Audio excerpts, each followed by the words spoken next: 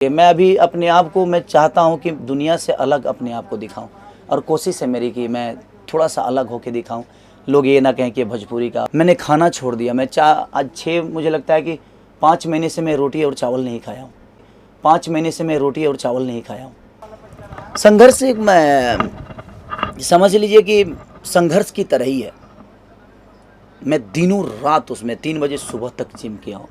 3 बजे सुबह में आता था तो 4 बजे जिम जाता था और 7 बजे जिम से लौटता था, फिर 9 बजे मैं सेट पे होता था। ऐसी मेहनत की है मैंने संघर्ष के लिए। सिर्फ डायरेक्टर को चाहिए था कि मुझे ऐसे दिखाना है आपको, और मैंने सिर्फ मैं सलाद पे चल रहा हूँ और बॉयल कुछ चीज़ें खा लेता हूँ, अंडे खा लेता हूँ, तो वो सारी चीज़ें चल रही है। मैं अभी अपने आप को मैं चाहता हूँ कि दुनिया से अलग अपने आप को दिखाऊं और कोशिश है मेरी कि मैं थोड़ा सा अलग होके दिखाऊं।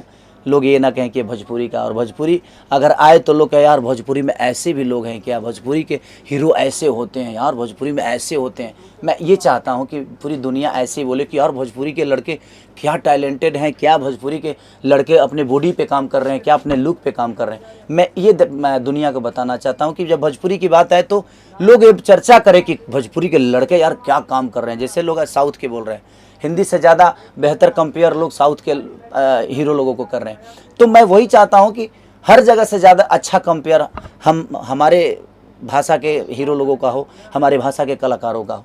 तो मेरी कोशिश है, उसी पे अपना काम कर रहा हूँ। संघर्ष के प्रोड्यूसर डायरेक्टर बस रत्नाकर भैया मेरे बड़े भाई हैं और बराग जी मेरे बड़े भाई हैं। सारे लोग जो भी उससे जुड़ा है सब लोग मेरे गार्जियन स्वरूप हैं, और वो जब भी कुछ करते हैं मेरे साथ तो वो अद्भुत करते हैं। Thank you so much. Bye.